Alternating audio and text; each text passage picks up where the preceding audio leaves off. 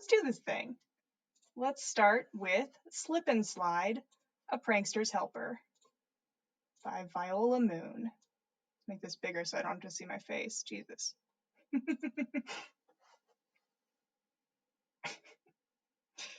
Re-listen to the anniversary episode? Why? It's so long! Sequie and I have still never listened to that again. Oh man, wow. That's some dedication. Oh, I don't want to give too much away, but we do have we have more D&D content in the works. Hopefully it goes well. We'll see. But cool. Anyway, Slip and Slide. Right, here we go. The heat did not seem to want to stop during what appeared to be Hogwarts' hottest term yet.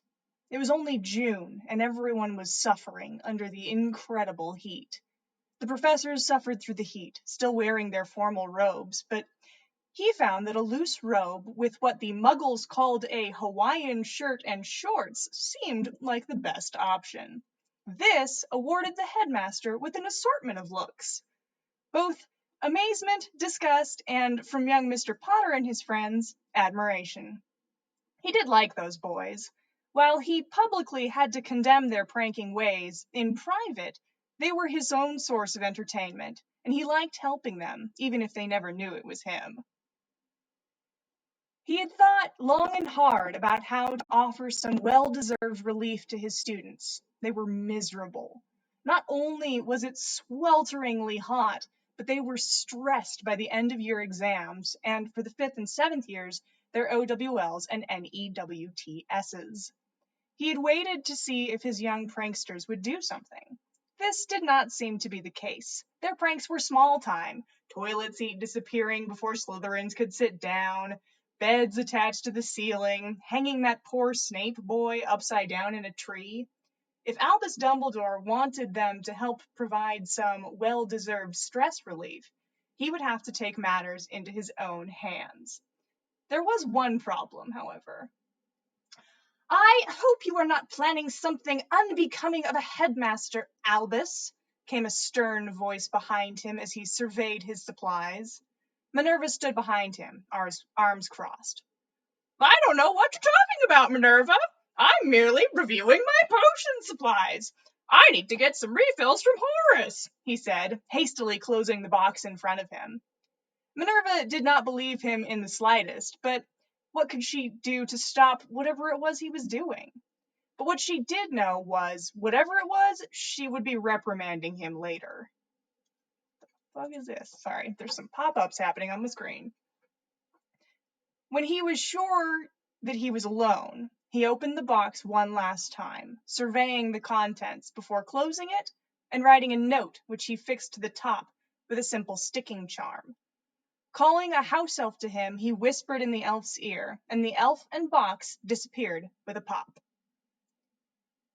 James Potter was struggling with the heat like everyone, but it hadn't occurred to him to do something about it. Well, that was not entirely true.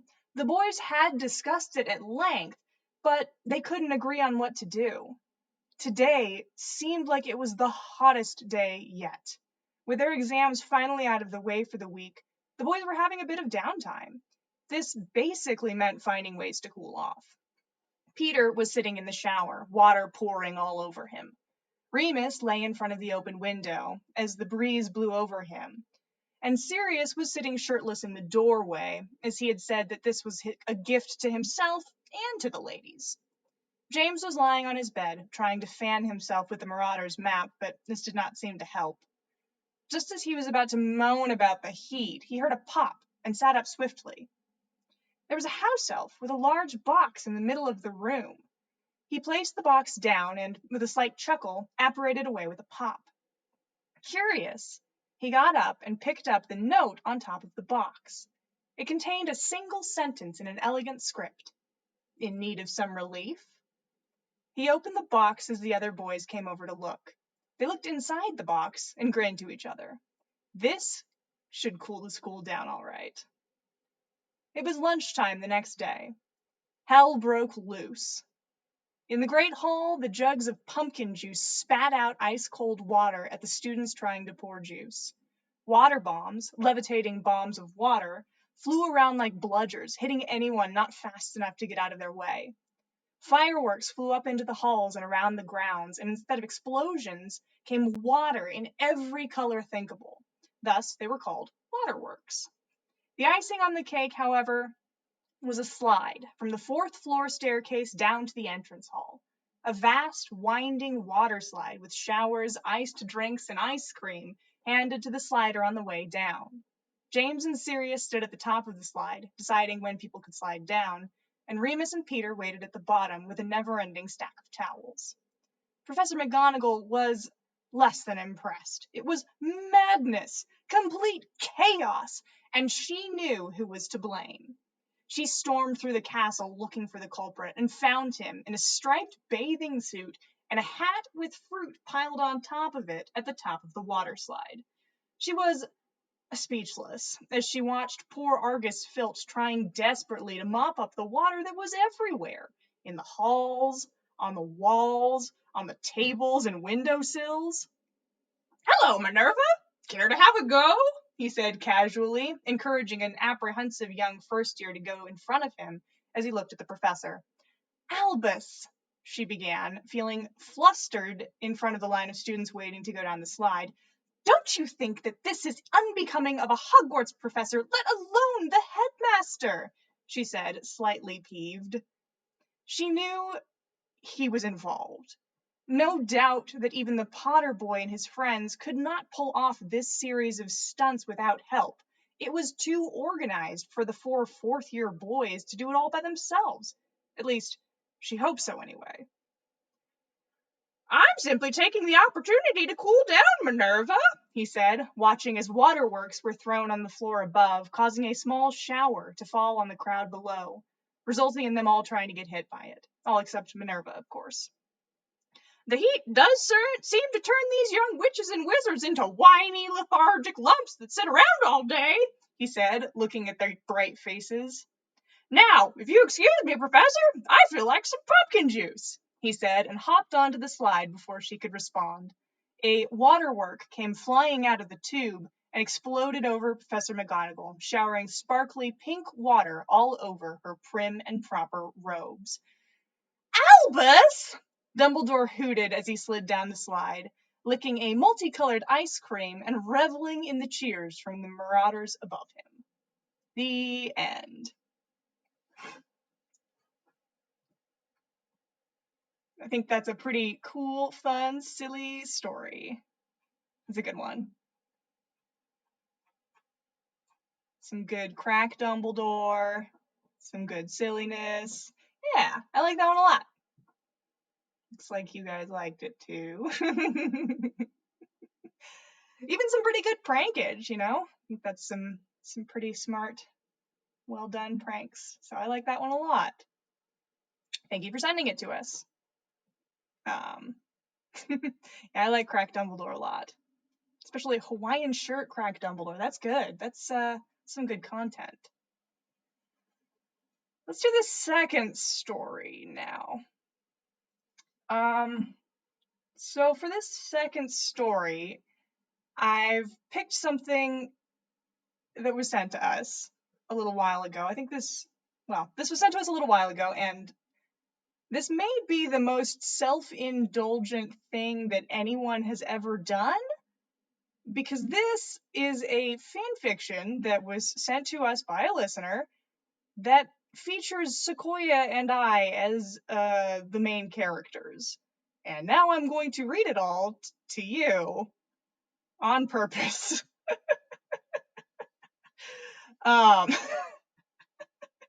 This is written by Uncle A, who I'm not sure if they're here or not, but you may remember them from sending us that amazing song, Hermione's song from a million years ago, I guess. But this is the one from the Discord. Yes, this is some grade A. So they sent us an amazing song, but then they also sent us this cursed content that I'm about to read to all of you. This is cursed. It's so good and so cursed, and I love it. So I'm going to read this.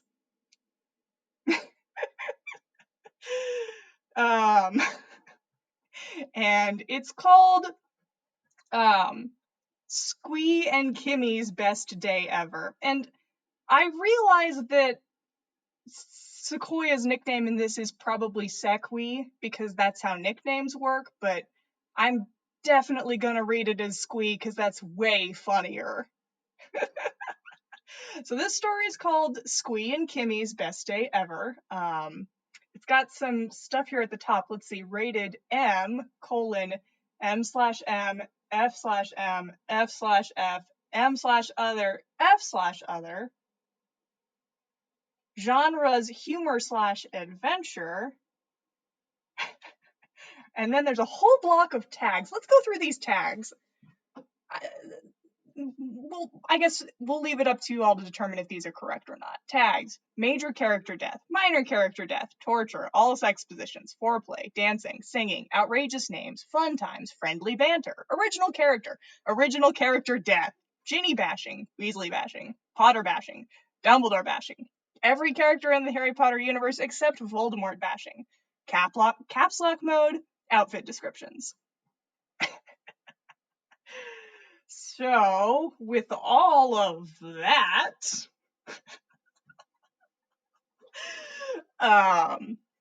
let's do this. Sequie and Kimmie were just two average girls.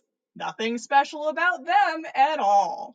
Well, except for the fact that they went to Hogwarts School of Witchcraft and Wizardry.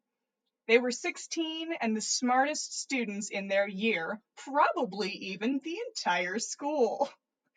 They were the envy of their peers, garnering constant admiring looks from the boys and scathing, jealous glances from the girls.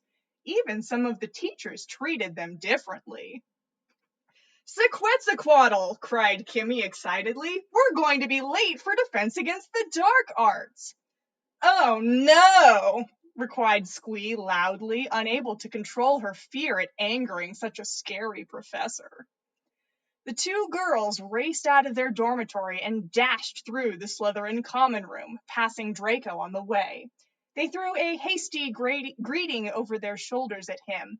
"My father," he began, but the girls had already dived through the entrance and into the dungeon corridor outside. No time for him now. They could chat later. Draco had already dropped out of Defense Against the Dark Arts. There had been an unfortunate situation that could not be rectified. Sequie shuddered. The professor definitely was not someone to trifle with. And then we've got an author's note here. "I know Kimmie isn't actually a Slytherin, but I just think this is more fun." This is so weird. Okay, here we go. The girls were breathless as they sprinted up the stairs, their hair fanning out behind them as they made their way to class. Many students stopped to watch them run past, but the girls paid them no attention either. Suits of armor and classroom doors flew by in a blur, and snatches of conversation were lost on the wind. Peeves tried to chase them and throw water balloons at their backs, but they were moving too fast for him. They arrived to class breathless, a tangle of heaving chests and flailing limbs that did not fail to accrue the attention of every male, and even some females in the room. "Sorry we're late, Professor," cried Sequie, giving them a tearful look. "Yeah, sorry, sir," added Kim. "We were just doing some homework or whatever." Tom Marvolo Riddle narrowed his eyes at the girls, but made no verbal comment. He pointed out two desks at the back of the classroom, and the girls hurried to take their seats. He droned on and on about how to properly apply that torture curse Kimmie couldn't quite remember, how to make the recipient feel the most pain. Sequie, a proud Slytherin, took copious notes on the subject. It was quite an interesting class overall, Kimmie thought, especially the part where Tom made the girls test the curse on the rest of the reluctant class. If only Draco could see Harry's face. After class, the girls headed off to lunch. There was quite a display in the great hall. Dobby, one of the pathetic little vermin house elves, was dueling Professor Snape. It was squeaking some such thing about him abusing his role as a teacher to make the lives of his students difficult. It, of course, was utter nonsense. The girls paid the filth no mind and got to eating, confident that Sevi would take care of the little problem. "So, Sequetzaquatl," began Kimmie, pouring herself a glass of dragon ale, "what are you doing tonight?" "Why do you keep calling me that?" asked Sequie, wrinkling her nose. "Call you what, Sequetzaquatl?" Kimmie looked confused. She was just saying her best friend's name. What was she getting all hung up about it for? "My name," hissed Sequie slowly, "is Squee. Squee." "Well, I know that," pouted Kimmie, rolling her eyes dramatically. "Sequetzaquatl's my nickname for you. You're so silly." "Nicknames shouldn't be longer than the original name," screamed Squee, waving her arms around frantically. "That doesn't make sense." She placed emphasis on every word, making sure each phonation rang out loud and clear throughout the great hall. The girls ate the rest of their lunch in a companionable silence. Even though Squee wanted to say something about the amount of gravy Kimmie kept spilling onto the floor, their friend Caitlin Parkinson Zabini joined them 10 minutes into the meal, and the three young women spoke for a time. After a while, however, Squee and Kimmie realized that their friend was a bore and decided to leave. They rose to their four collective feet at the exact moment and made their way to exit the great hall, flipping their waist-length hair over their bony shoulders. "Let's go talk to Draco," sang Kimmie as she skipped along the third-floor corridor. "He's probably studying in the library." "Okay," replied Squee, a little confused about why Kimmie was singing. "Hey!" called out Parvati as they passed. "Hey!" echoed Padma just as obnoxiously. "You," continued Parvati. This was getting weird. The girls exchanged confounded looks. "You," returned Padma, grinning from ear to ear. "I don't like your," Parvati began to scream. Squee and Kimmie decided to run away before this call and response could carry on any longer.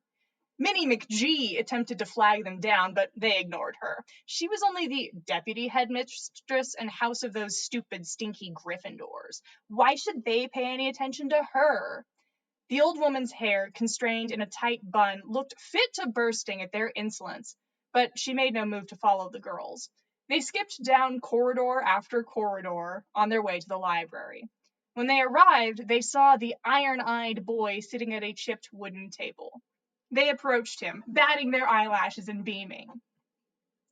"Well," he began grandly, pushing the square glasses he was wearing down his nose, "it's about time you two showed up. I have some news about my father that I must tell you." "Oh no," cried Squee, holding back anguished tears. "What happened?" "He's the Minister for Magic," said Draco happily, running a cold, lifeless hand through his white blonde curls. "No!" screamed Squee, entering caps lock mode. Her head was tilted toward the ceiling in divine offense. "How can this be?" Kimmie and Draco Ninja both gave her an "are you okay" sort of look and patted her on the shoulder sympathetically. "Don't you understand?" bellowed Squee even more loudly. "If he's the Minister for Magic, we won't be able to spend any more time together. He'll be busy with work, and it'll be too difficult for him to get away."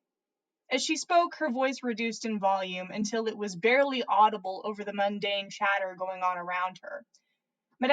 Madame Pince had long since given up her crusade against the constant racket plaguing her sacred space. The old queen had lost any semblance of power. Basically, it was anything goes around these parts, and as long as Madame Pince could perform her nightly burlesque show, what did it really matter? Everyone in the library was staring now, all in absolute horror and shock. Draco Ninja looked on the verge of fainting, and Kimmie just looked amused. Hey, it's not that bad, said Kimmie softly, attempting to console her distressed friend. I'm sure he'll be able to come around sometimes.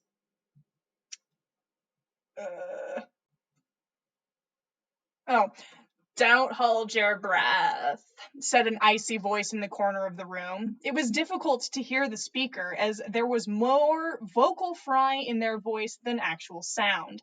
It was also incredibly annoying to listen to, as the words uttered were drawn out far longer than necessary. Sequie looked around as though she was about to say something, but the speaker went on. I mean, the Minister for Magic can't be tied down after all. You're not the only one to attract his affections. I've been seeing him for months now, and from how broken up you are about it, you must be new. Back off, Cho, said Ginny hotly, coming to Squee's defense. Merlin knows you're only a last resort. Squee smiled shyly. Smiled shyly. God, fuck, shit. Squee smiled shyly at her fellow Slytherin, thankful for her kind words. Cho drew her wand at the younger student, but Ginny was much faster, disarming her and putting her under Crucio before anyone could bat an eye.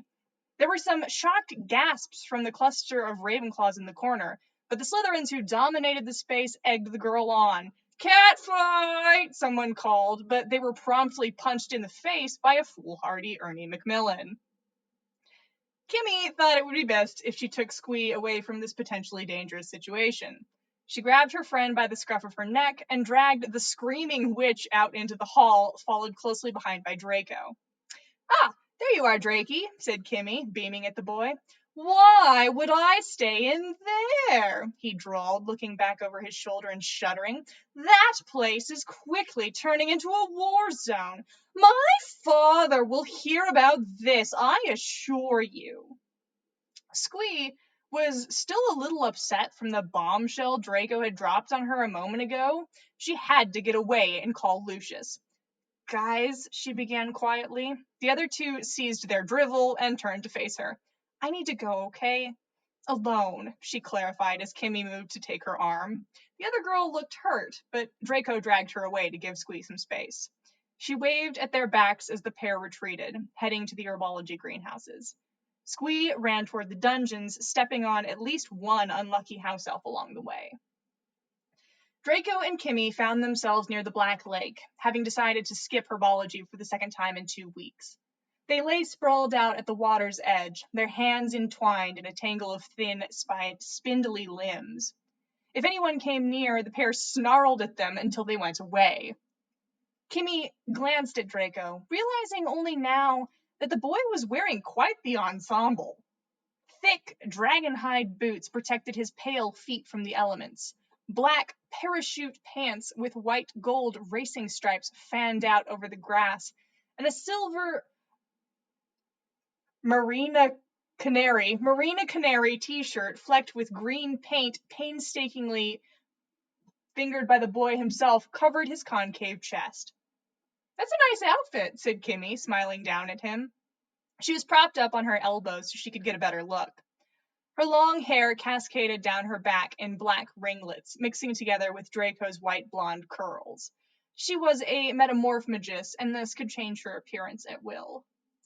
Thank you, he replied. My father bought it for me at a Muggle clothing establishment. You look nice too, Commandria. Thank you. Wait, what did you just call me?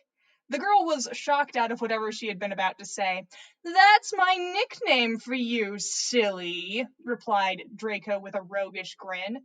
Nicknames shouldn't be longer than the original name, shouted Kimmie, her good mood evaporating into profound irritation. What kind of nipple comes up with a nickname like that?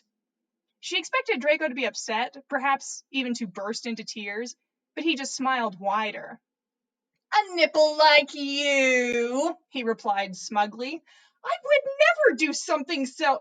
She began to deny this ridiculous accusation, but realized that the boy was right. Kimmie had done something truly awful earlier that day, and she had to make amends. The girl rose to her feet, heart set on making this up to her best friend. Before she could start heading back into the castle, Draco plucked at her slitted, backless snakeskin dress. Where are you going? He asked, that irksome smile now gone. I brought you a cat.